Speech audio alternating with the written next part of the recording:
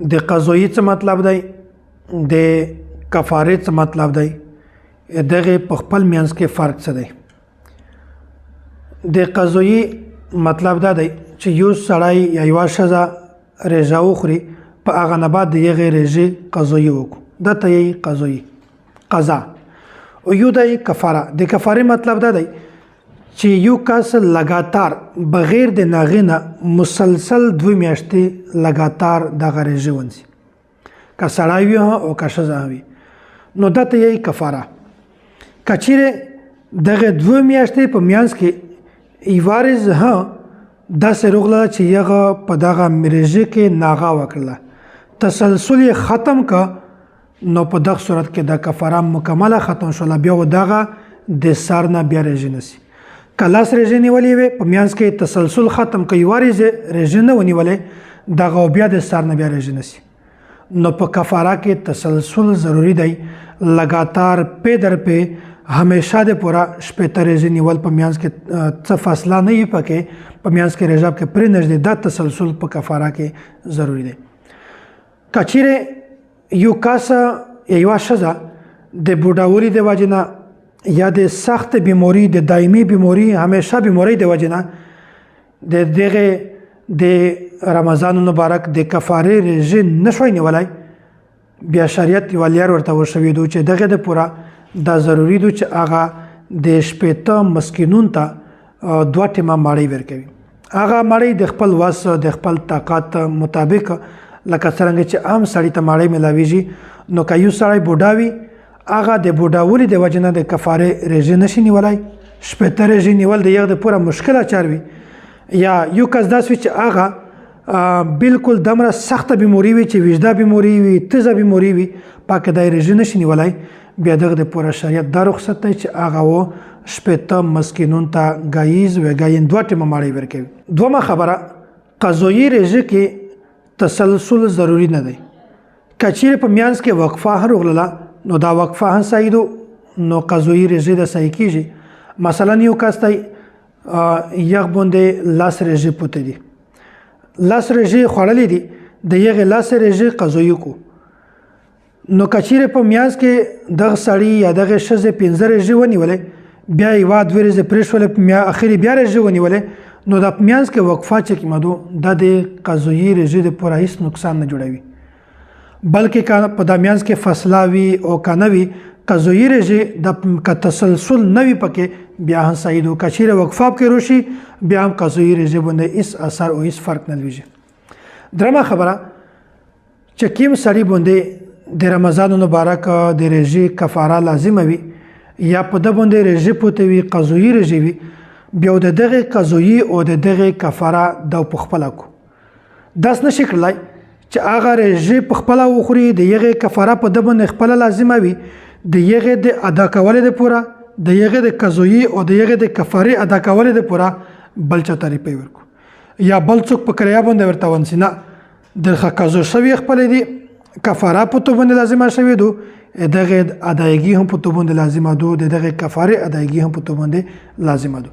نو داس نشي کېدلی چې یو سړی هغه ته بل کس په کرایه باندې ونیسي چې ته د مور ریژې قضایي ادا کا، دغه کفاره ته ادا کا. په شریعت کې داسې تصور کله هم نشته. د بیماري د وجې نه که چیرې د کفارې په ریژې کې وقفه روشي، تسلسل ختم شي، په میانځ کې یو سړی بیمور شي، دا ریژې د کفارې نه سي، په میانځ کې بیماري ورته راغله، بیمور شه، نو د بیمارۍ په وجه باندې یغ ریژه پرېښوله، نو د دغې ریژې پرېښولې په وجه باندې و چې کله هم دا سړی دا ښځه د بیماري نه ټیک شي، په انا بعدو بیا د نوي سر نه ریژې نسي، هغه د بیمارۍ په وجه باندې د دغه د ریژې تسلسل ختم شي. په میانځ کې وقفه پکې راغله، دغې وجې نه شریعت فرمایي چې دغه سړی یا دغه ښځه بیا د نوي سر نه ریژې نسي. نو بیمارۍ د وجې نه هغه په کفاره کې چې کوم تسلسل دی ختم شه، لہذا که لاس ریژې نیولې وي، 20 نیولې وي، 30 نیولې وي، 40 نیولې وي، نو څه ورته پوته وي، نو بیا بیمور شه، حتی که چې په آخري ریژه نه یوارز مخکې هم بیمور شي، دا د ټولې د کفارې تسلسل ختم شه، د سر نه بیا ریژې نسي. که چیرې یوه ښځه وي، هغه د کفارې ریژې نسي، په دا میانځ کې دې ته بیماري ولګېږي، مینسز ورته شروع شي، ماهواري ورته شروع شي، بیا په آنه بعد چې کله دغه ښځه بیموري نه پوکول نه ورسته هغه بیا د رژې شریکو نو په دا میانځ کې چې کومه وقفه راغله د وقفه د دغه کفارې د رژې دپاره نقصاني نه ده. نو ماهواري دا یو داسې شی دی چې دا همیشه تقریبا هره ښځه ته درځي. نو شریعت په دا کې رخصت ورکړی دی، په دا کې معافي ورته ایښودو چې که چیرې یوه ښځه داسې وي چې هغه د کفارې رژې نشي. نو که چیرې داسې وایي چې شریعت رخصت نه وي ورکړی نو ښځه ته داسې موقع میلاوېدلی هم نشي چې په هغه کې شپېته رژې ونیسي مسلسل، ځکه چې دا خو ماهواري د ښځې سره بالکل تړلی شی دی. نو شریعت رخصت ورکړی دی چې که چیرې ښځه داسې وي چې هغه 100 رژې نیولې وي، 100 نه بعد هلته بیموري شروع شي، بیا په بیموري نه ورسته بیا هغه ښځه دوباره بیا رژې نیول بیا شریکو.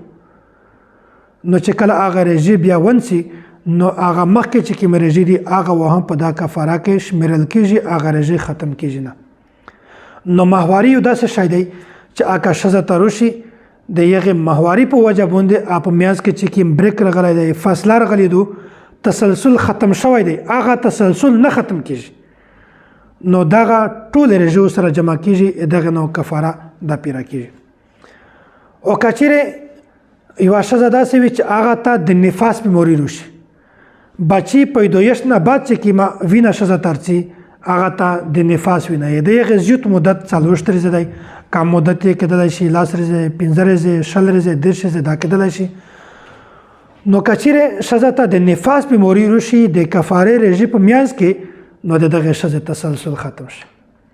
که څه د حیض په بیماري کې دا تسلسل نه ختم کېږي، کفاره پیره کېږي، اول رژې هم ورسره شاملوئ، وروسته هم شاملوئ، خو نفاس که چیرې ښځه ته راغی بیا د تسلسل ختم کېږي، دا ښځه بیا د نوي سر نه رژ نشي، ځکه چې دغې ښځې ته پته ده چې زه مې اوس د کفارې رژې شروع کړلې، 100 ورځې نه بعد د مو بچی شي، 30 ورځې نه بعد د مو بچی شي، 40 ورځې نه بعد د مو بچی شي، نو هغې ته پته ده بیا هم کفاره شروع کړې ده، د کفارې رژې شروع کړې دي، نو په دغه صورت کې دغه ښځه بیا د نوي سر نه رژې نشي. په دا کې یوه غلط فهمي خلک دا هم کو چې ډېر خلک داسې چې هغه ښځه ته چې کله هغې بچی پیدا شي، بچی پیدایش نه بعد خاوند خپله ښځه ته ورنږدې کېږي نه، ښځه لمونځ نه کو، رژې نه نیسي، پوکي نه اختیاروي، ولې چې د مو 40 ورځې دي پیره. 40 ورځې زیات نه زیات مدت دی، او کم مدت یې 10 ورځې کېدلی شي، 15 کېدلی شي، 20 کېدلی شي، چې کله هم په بچی پیدایش نه بعد ښځه ته وینه ودرېږي، په پوه شي چې د مو وینه ختم شوله، نفاس مې ختم شه، په نه بعد هغه رژه هم نیسي، په هغه نه بعد لمونځ وکړو، هر عمل کړی چې لکه کومه چې پوکه ښځه کو. نو دا د نفاس او د داسې حیضه چې کومه ښځه ده دغې په میانځ کې دا فرق دی. بله خبره دا ده چې د کفارې د رژې تعلق دا صرف د رمضان مبارک د میاشتې سره دی. که چیرې یوه سړی یا یو ښځه داسې وي چې هغه د رمضان مبارک د میاشتې نه علاوه په بله میاشت کې په بله رژه کې هغه رژه نه موته شي، رژه موته کو، یا د رمضان مبارک د رژې قضایي کو په بله میاشت کې